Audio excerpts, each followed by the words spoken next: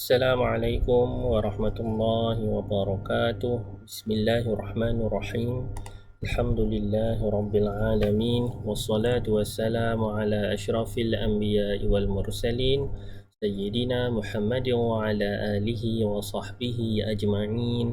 Amma ba'du. Alhamdulillah, InsyaAllah pada pertemuan kali ini kita sambung lagi diskusi kita di dalam pembelajaran tajuk yang ke-12 ini, ya, min ni'amillahi ala ibadihi, di antara nikmat-nikmat Allah ke atas hambanya.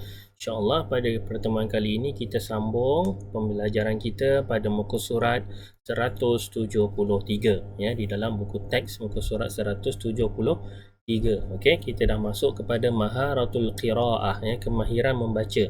Ya, di sini 173 ini ada satu petikan, yang mana satu ucapan yang bertajuk ni'mata as-sihhati wal faraghi, ya. Dua nikmat. Yang ini nikmat kesihatan wal faraghi, dan juga nikmat masa lapang. Yang mana dua nikmat ini yang sangat besar, sangat penting, yang manusia kadang-kadang mengabaikannya. Okey, kita lihat kepada petikan ini, ucapan ini, boleh baca sama-sama.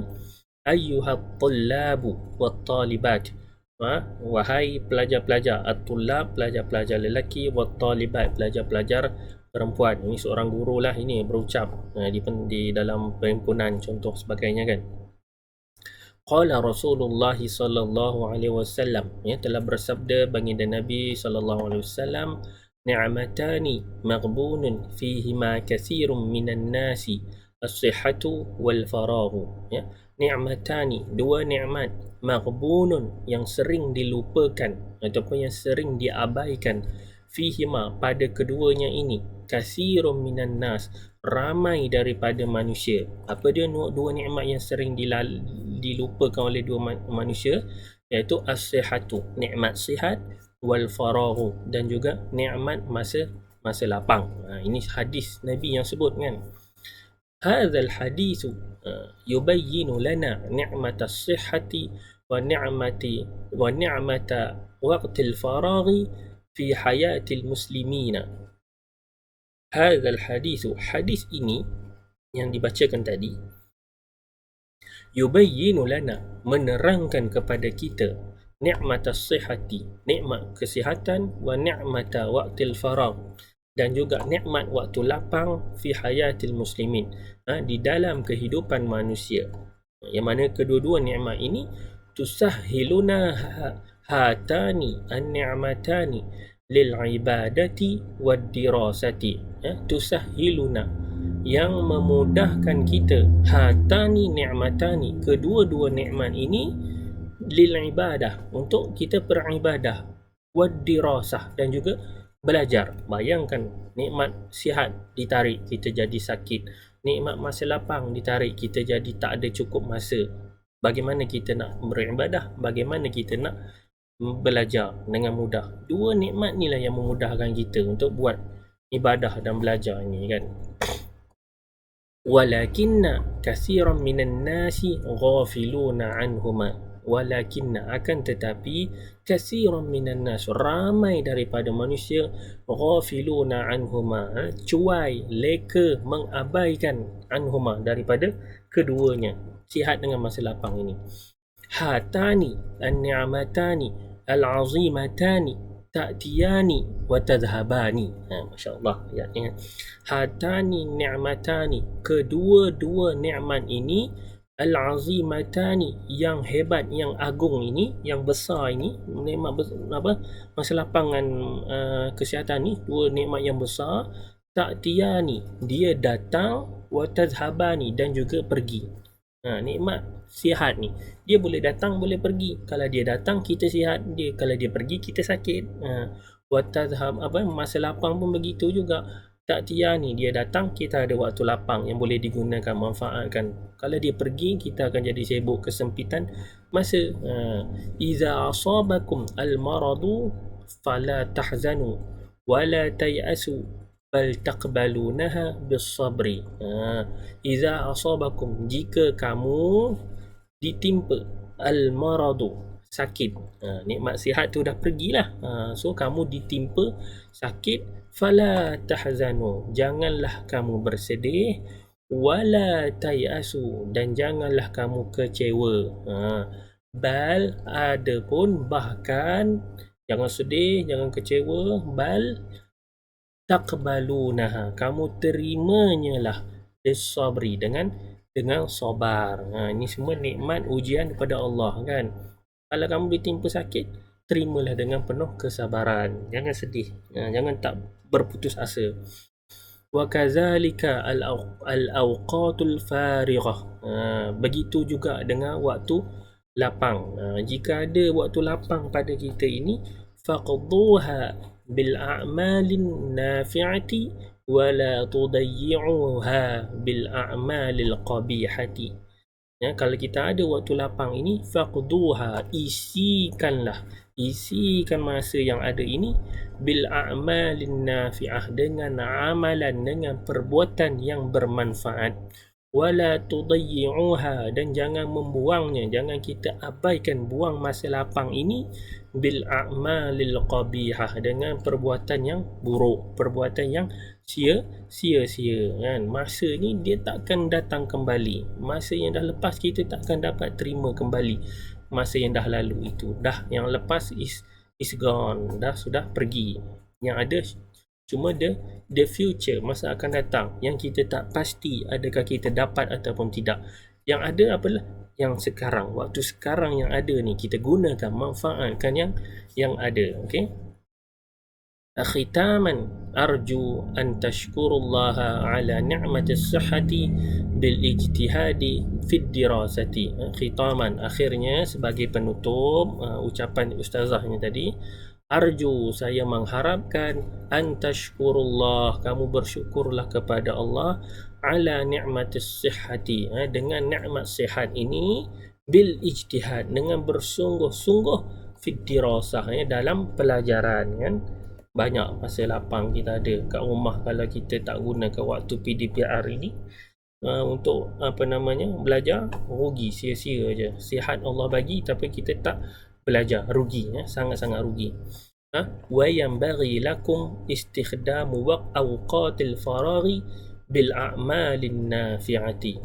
Wa yanbaghi lakum, dan saya mengharapkan bagi kamu, istikhdamu, menggunakan, awqatil faraghi, waktu lapang yang ada ini, bil a'malin nafi'ah, dengan perbuatan amalan yang bermanfaat, hatta takunu minan najihina wal faizina, hatta, sehingga, takunu, kamu menjadi, minan najihin, di antara orang yang berjaya, wal faizina, juga cemerlang. Itu kita guna sebaik-baik masa yang ada, sihat yang ada, untuk berjaya dunia dan akhirat. Okey. Dan seterusnya muka surat 174. Iqra wal lahiz. Baca dan perhatikan. Ini juga ightanim khamsan qabla khamsin. Rebutlah, ambillah 5 perkara qabla khamsin, sebelum 5 perkara. Yang mana ini pun juga diambil daripada hadis Nabi SAW kan. Ada satu lagu Raihan, tak silap, dia buat lagu juga kan daripada hadis ini kan. Ingat 5 perkara sebelum 5 perkara kan. Ambil daripada hadis inilah, iqtanim khamsan qabla khamsin, rebut 5 perkara ini sebelum datang 5 perkara ya.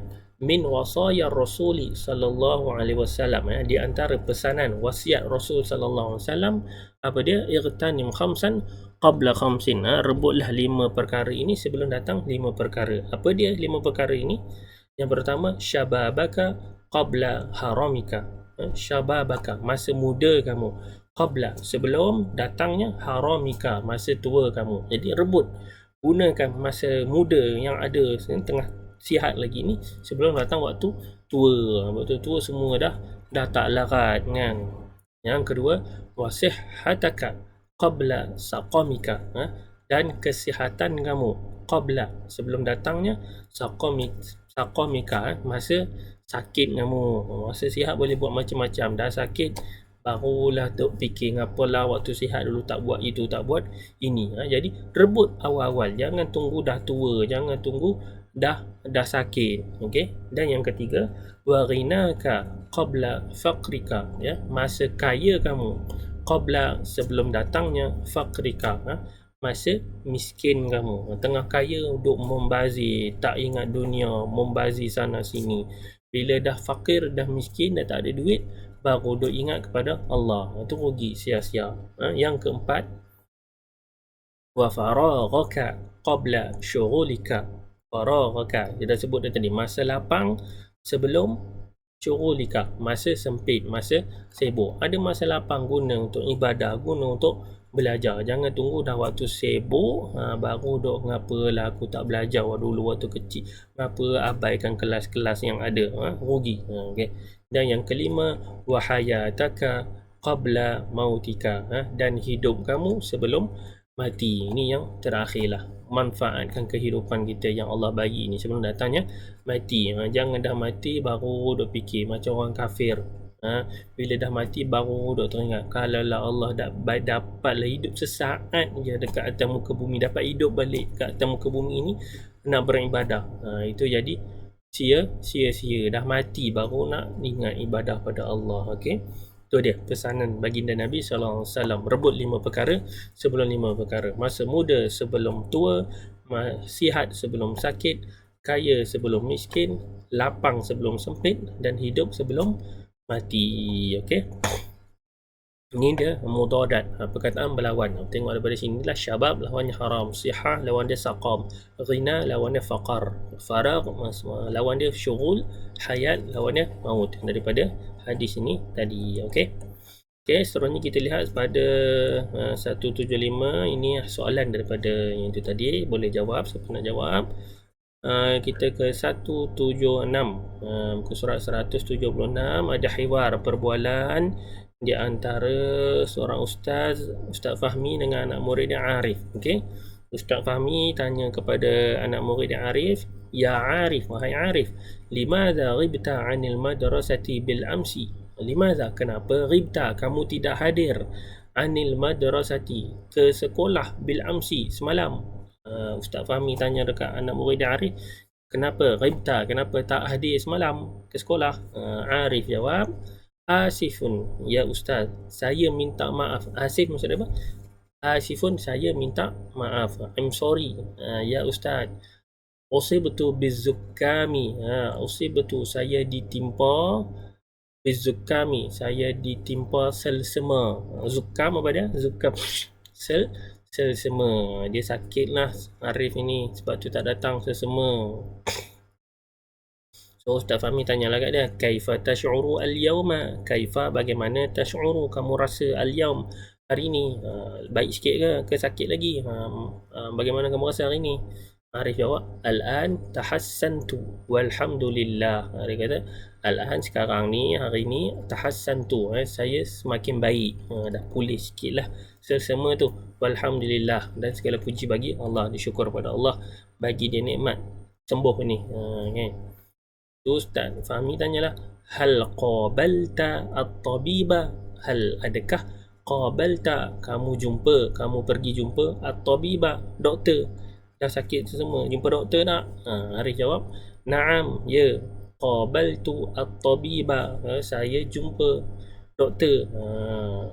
Ustaz Fahmi tanya lagi, wa bima nasahaka at-tabibu? Wa bima, dan apakah, nasahaka, yang telah dinasihatkan, at-tabibu, oleh doktor? Bila kita datang ke doktor mesti ada consultation kan, dia kata demam ni, selsema ni, batuk ni, so apa nasihat daripada doktor kan? Doktor Arif kata, nasahani birrahati wa tanawulil dawai. Nasahani, telah menasihati saya, doktor tu nasihat pada saya, birrahati, supaya berehat, wa tanawuli, dan juga mengambil ad-dawai, ambil ubat. Sesama makanlah ubat sesama. Doktor suruh dia berehat. Sebab itulah si Arif ni tak datang ke sekolah semalam kan, doktor suruh rehat je. So Ustaz Fahmi kata, tani bisihhatika, ya, jagalah kesihatan kamu, syafakallah, ya, moga Allah beri kesembuhan pada kamu. Arif kata, syukran, terima kasih ya ustaz. Okey, itu dia ya. Berkenaan dengan perbualan, berkenaan dengan nikmat sihat ni jugalah. Kalau sakit sampai tak dapat pergi sekolah, itu pentingnya nikmat sihat itu kan. Okey. Okey, seterusnya 177, qawalib, cara membina ayat.